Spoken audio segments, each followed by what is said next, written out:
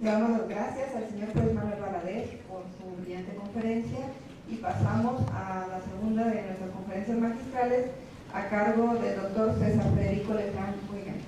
El doctor es especialista en derechos humanos y docente en varias instituciones de educación superior, particularmente del Instituto Nacional de Ciencias Penales. Tiene varios artículos y una de sus obras de gran importancia y creo que de las mejores en este país, sino es que la mejor, está relacionada con el tema de la dignidad humana. Recuerden ustedes que la justicia penal, analizada en sus caracteres esenciales aquí en México, está íntimamente vinculada al cumplimiento de los derechos fundamentales. Y bueno, sin más preámbulos, solamente nos queda la palabra a nuestro comité de gracias.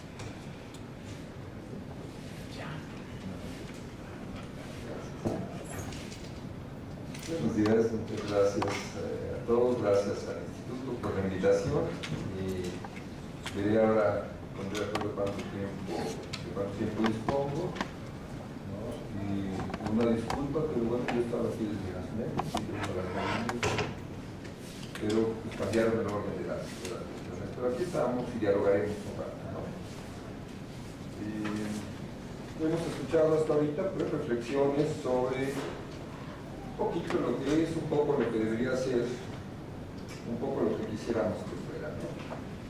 Yo les voy a pedir que por favor se distancien un poquito del código de las reflexiones procesales. Nos diéramos cuenta que cualquier código no es más que meramente contingente, dedicamos mucho tiempo a algo que podemos ver, pero bueno, los códigos son contingentes, duran unos pocos años, hoy duran cada vez menos, ¿no? La ley se modifica como si fuera no sé qué, pero las grandes ideas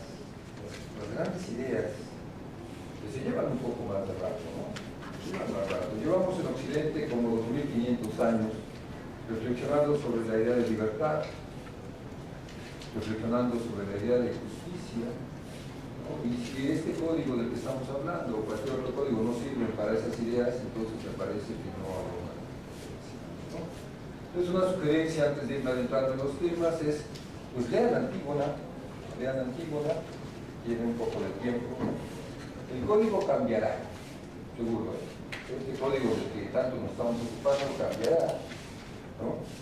Pero Antígona seguirá, y les dirá muchas cosas y les meterá muchos problemas. La dignidad humana y el modelo acusatorio. La dignidad humana es un elemento del derecho. La dignidad humana es un derecho fundamental. ¿Qué es esto de derecho fundamental? Alguien en este país distingue derechos humanos de derechos fundamentales, se debe distinguir, en fin. O la dignidad humana está fuera de esos espacios. Pero ya hace un momento, separémonos tantito de esta lupa que hemos puesto en los códigos y veamos el escenario, desde lejos, el escenario, además como si fuera un escenario multinivel, ¿no? Primero tendríamos que tener el contexto en el que estamos a nivel mundial. ¿Cuál es? Pues ahorita cada vez más hay influencia de grandes corporaciones sobre estados completos. Están los propios estados con prácticas corporativas. No está desapareciendo el Estado como hubiera querido pronosticar Marx en su momento, ¿no? El Estado se está corporativizando, ¿no? Y luego además, con líneas poco visibles, ¿no? Líquidas, diría Bauman, pues tenemos la cuestión del crimen organizado transnacional permeando en todo esto, ¿no? En los estados y las corporaciones, de tal manera que no necesariamente distinguimos cuál es cuál. Luego acercamos un poquito la lupa y tenemos el contexto interno. O sea, ¿qué está pasando en nuestro contexto nacional? Pues tenemos una severa crisis de derechos humanos, una verdaderamente severa crisis de los derechos humanos, 30.000 personas desaparecidas o más en unos sexenios, desaparecidas sin que el derecho siquiera reconozca algo, porque aclararé rápidamente, no se trata de desapariciones forzadas, esa es una falacia.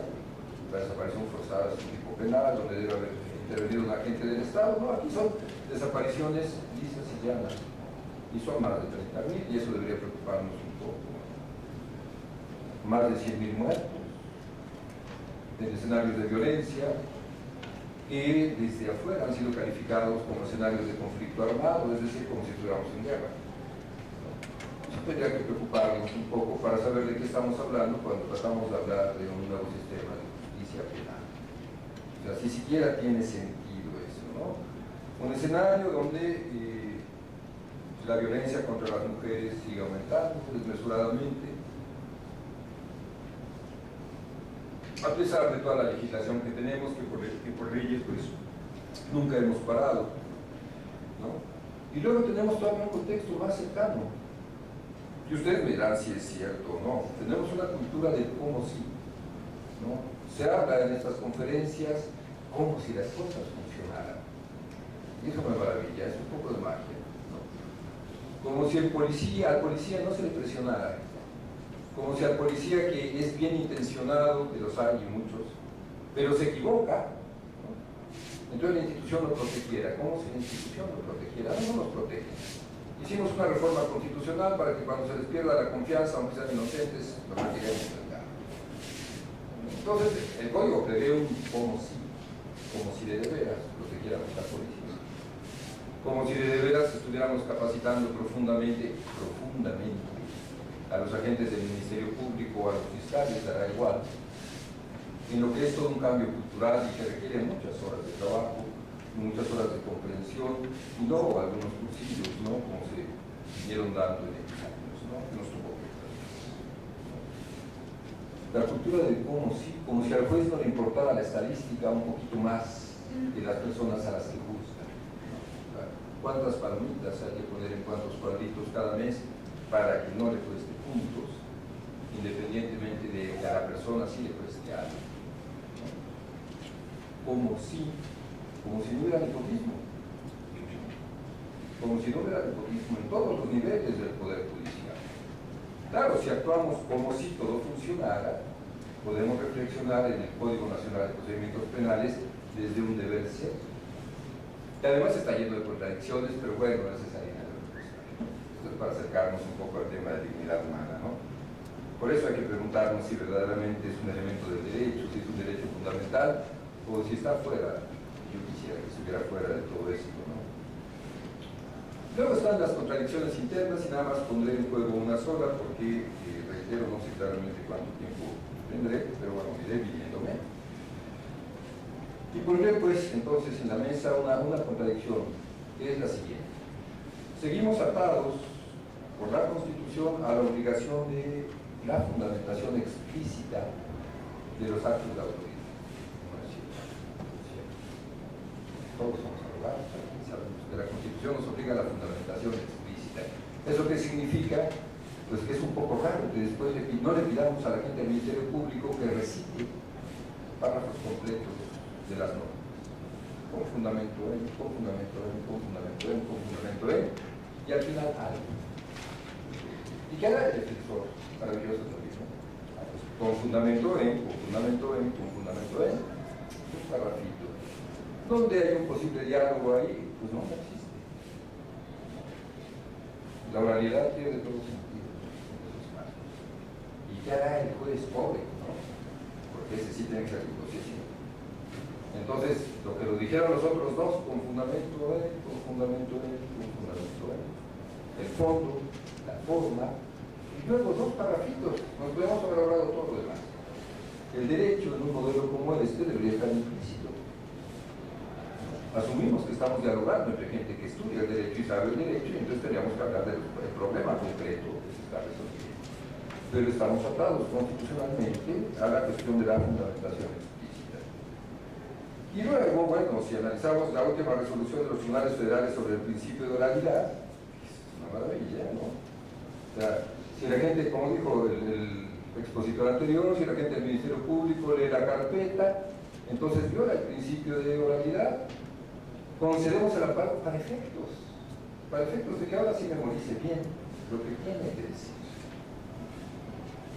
¿Tiene que ver esto algo con la justicia? ¿Con algún tipo de justicia? Lo que va resultando, yo les pediría, por favor, no caigamos en ello. fácilmente el discurso, critiquemos el discurso, lo que va resultando es verdaderamente un absurdo ejercicio de memoria. Es un absurdo ejercicio de memoria. De memorias ejercidas, de cero comprensión, ni comprensión del derecho, ni comprensión de la justicia, ni mucho menos comprensión de la persona que tenemos. Entonces, cuidado, porque tenemos muchos niveles que analizar cuando hablamos de un modelo como este. No hay que simplificarlo, no hay que simplificarlo. ¿Para qué serviría la idea de dignidad humana en un modelo así? Pues ojalá sirviera para confrontar, sirviera para criticar, sirviera para tratarnos como iguales. ¿No? De una vez aclaro, la idea de dignidad humana no es un elemento del derecho. La idea de dignidad humana no es un elemento del derecho. Imagínense que lo habíamos dejado como un elemento del derecho con todo esto que acabo de decir. Tampoco es un derecho fundamental, aunque suene bonito. En Alemania es un derecho fundamental porque abre la Constitución. ¿No? En España es un derecho fundamental porque está en el artículo. No es un derecho fundamental ni debe ser, porque bueno. Qué bueno. Es una idea mucho más compleja, es un universo completo. La idea de dignidad humana es un universo complejo, completo, que nos serviría para confrontar todo el modelo. ¿Qué nos serviría? Pues para exigirle o para exigirnos a cada servidor público que sea capaz de romper con esa simulación y revise con quién está tratando. ¿Con quién está tratando? Revise las decisiones que está tomando desde la dignidad humana y no desde la forma. No desde la forma. Las formalidades en nuestro sistema ahogan la idea de dignidad humana. ¿Qué es eso de la dignidad humana? ¿Qué es eso de la dignidad humana? Ahora aclarar el tema, quizás mucho más 10 minutos, ¿no? Bueno, primero aclaremos que no se trata de una idea relativa, como se ha dicho en algunas discusiones. No, no es una idea relativa, es un poco más compleja que eso. No es una idea ambigua, tampoco es una idea ambigua. Puede ser polivalente, pero ambigua no lo es, ¿no? Ni tampoco es una idea carente de contenido. No es una idea carente. Lo que pasa es que para acercarnos a una idea tan compleja como la de dignidad humana, pues hay que hacerlo generalmente desde alguna escuela filosófica. Porque solo algunos grandes filósofos han dedicado 40, 50 años a reflexionar sobre esta idea y algunos dicen sobre ella. Pero entonces, insisto, no es relativa, no es ambigua y no carece de contenido. De lo que vamos a hablar es un poquito, ¿no? Un poquito de cómo se puede ver esta idea de dignidad desde algunas escuelas. ¿Cuándo surgió? ¿Cuándo nos preocupamos por hablar de la idea de dignidad humana en el mundo contemporáneo?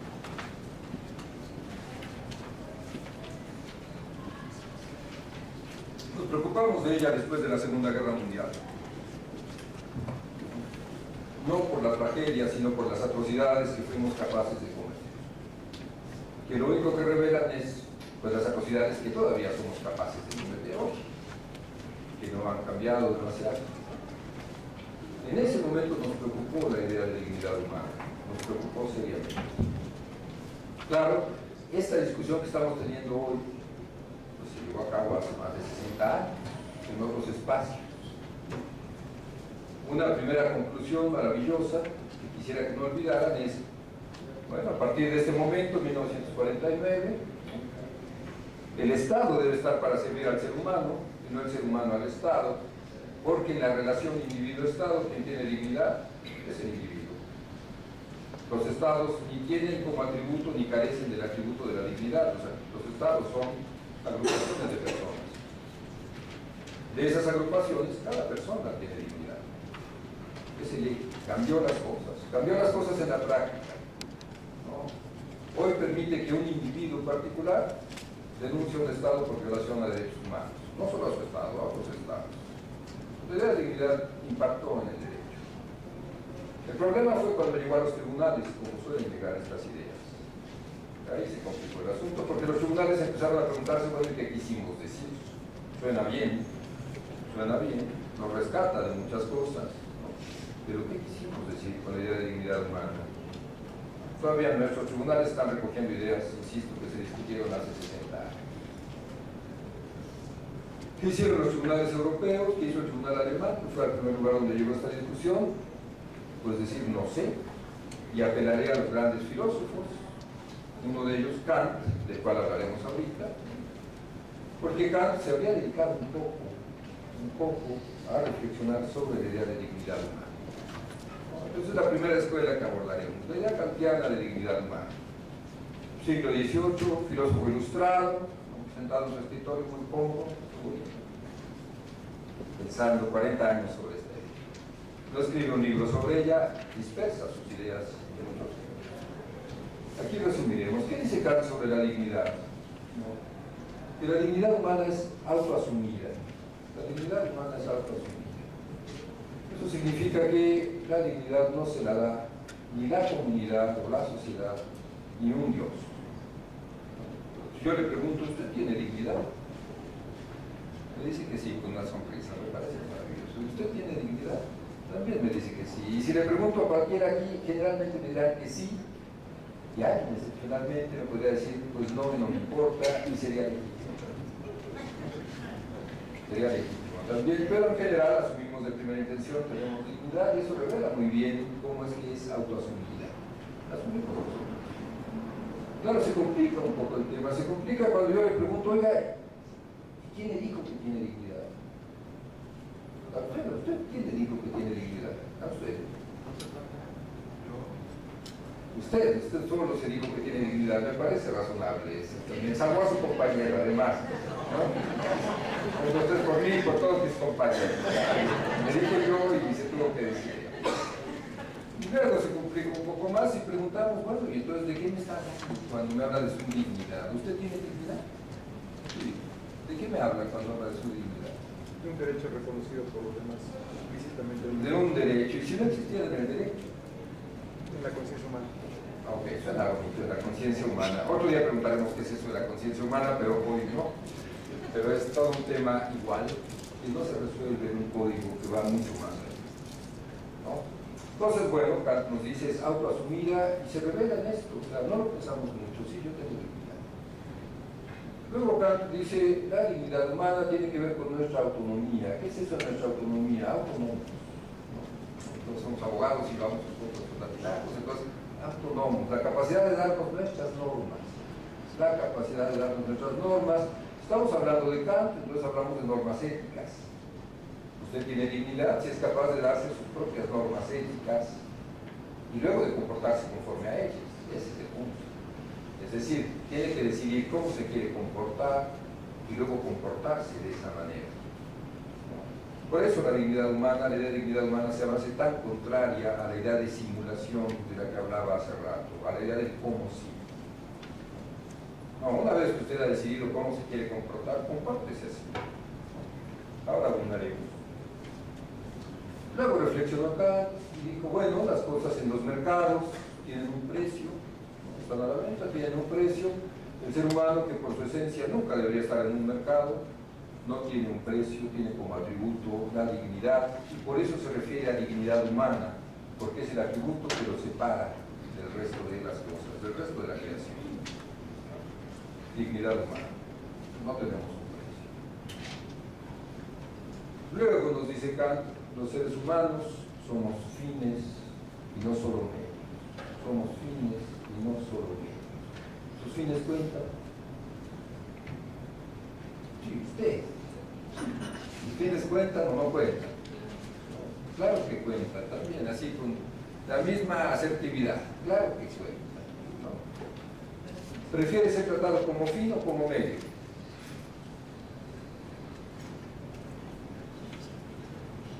¿Usted? ¿Sí? ¿Cómo qué? ¿Prefiere ser tratado como medio? Está bien, el contexto sería interesante. Yo en general prefiero ser tratado como fin. Mis fines cuentan. Aquello que yo deseo cuenta. Si me tratan como medio, no están tomando en cuenta mis fines, pero es legítimo querer ser tratado como medio también.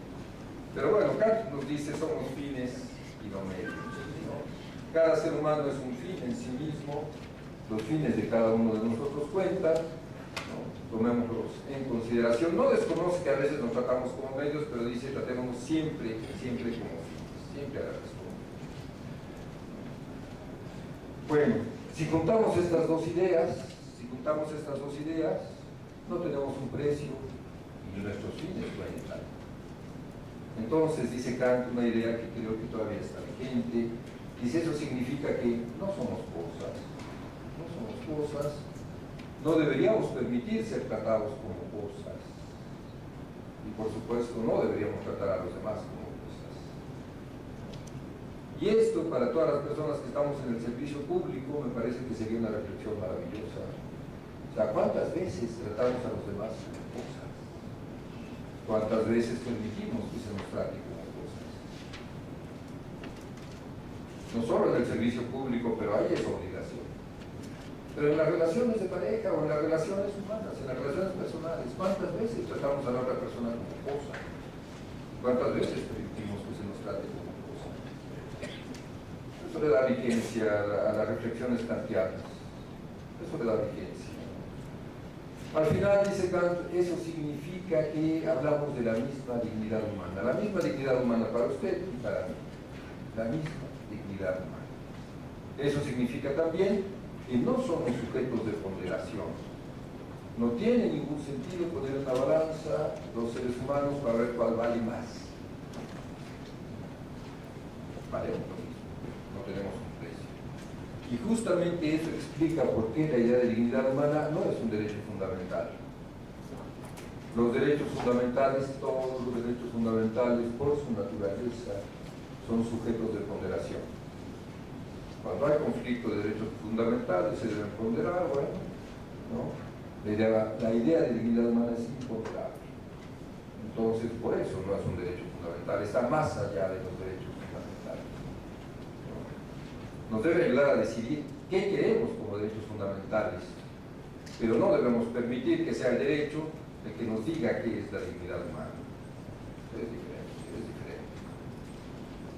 Generalmente me ahorro la crítica a Kant, hoy la haré explícita porque suena bien. Kant es muy importante, es el primer gran filósofo que hizo una reflexión laica sobre la dignidad humana.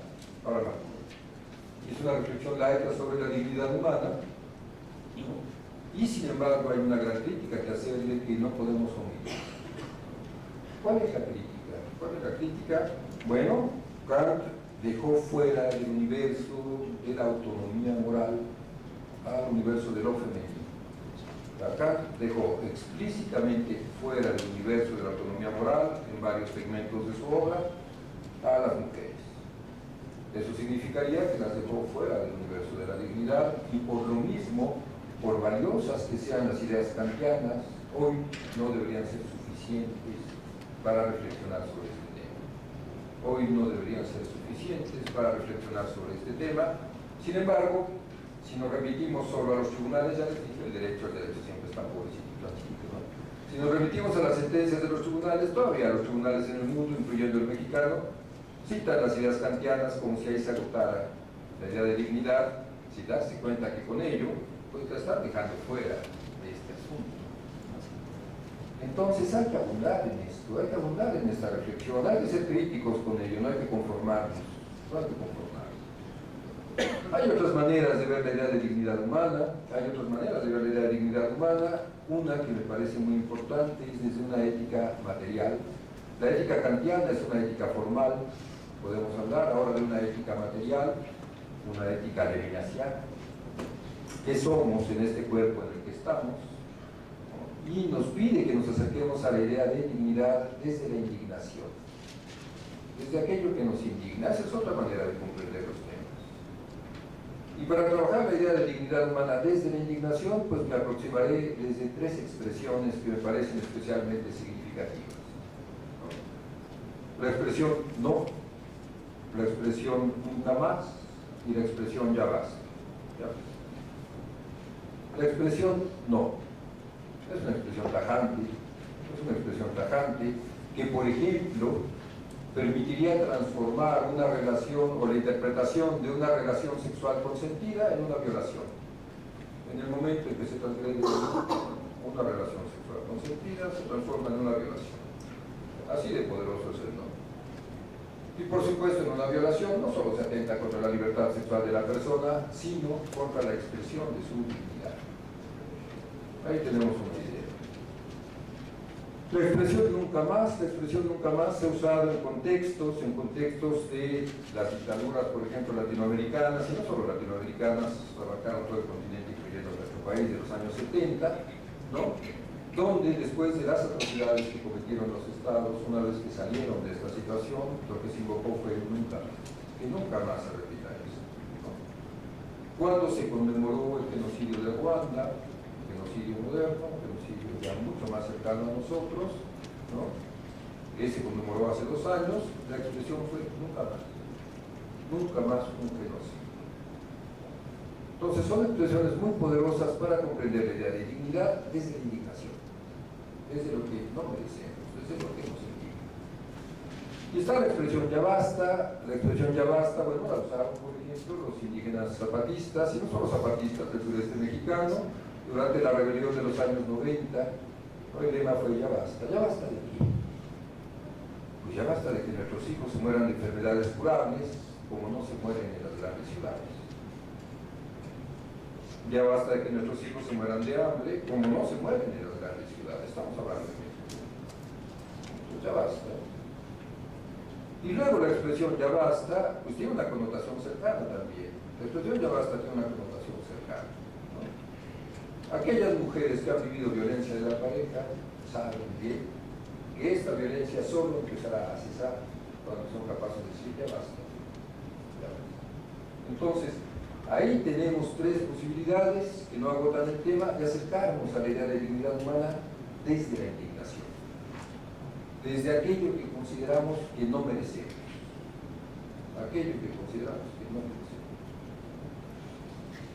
Ahora los remito a aquello con que introduje esta plática, ¿no? Todo este contexto de cómo sí. Somos actores aprendiendo los papeles en el último momento, papeles que ni siquiera terminamos de comprender, ¿no? Muy apresurados porque literalmente ya es la última llamada. Y no volteamos a ver a las personas, o si tiene algún sentido aquello que estamos haciendo. Sentido más de todo.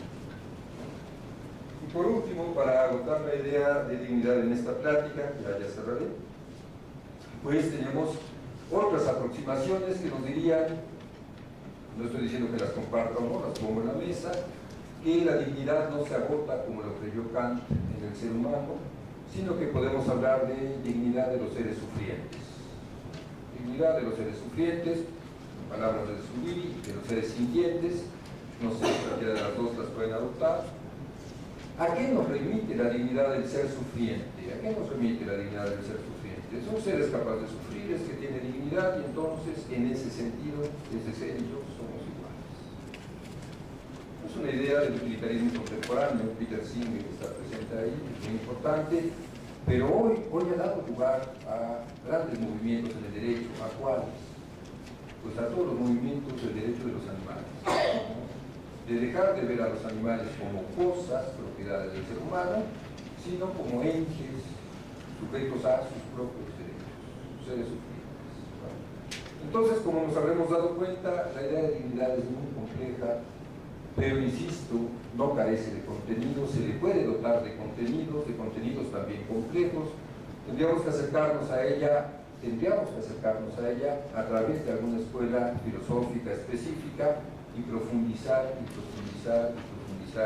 y no creer que en un mes hemos comprendido el tema, se lleva bastante más tiempo, ¿no? Tendríamos que discutirla, tendríamos que estar dispuestos a seguirla construyendo. Y cierro con lo siguiente: la idea de dignidad que hasta ahora se ha podido construir es una idea de dignidad humana que viene del mundo liberal, y que por tanto es una idea de dignidad centrada en el individuo y cerrada en el individuo. Y la creación o la idea de que somos un individuo aislado, un individuo modelo, como se ha usado en muchas reflexiones, pues es falaz. No somos individuos aislados nunca. Llegamos a un mundo que ya estaba habitado, llegamos con personas que ya estaban aquí. Cuando morimos dejamos un mundo habitado también. Siempre estamos acompañados de o acompañando a. Entonces creo que tiene sentido dejar dos reflexiones, ¿no? Una es la idea de dignidad vinculada con la responsabilidad por el otro o por la otra persona. O sea, si nuestra idea de dignidad tiene que ser construida y repensada a partir de nuestra vinculación necesaria por la otra persona, si nosotros somos capaces de hacernos responsables de otra persona gratuitamente, si somos capaces de hacernos responsables por otra persona gratuitamente. Esa es una reflexión que creo que conviene abundar. Y la otra reflexión es si somos responsables por aquellas personas que todavía no están aquí, pero que seguro estarán. Es decir, si somos responsables por la generación venidera. Por eso cierro. Gracias.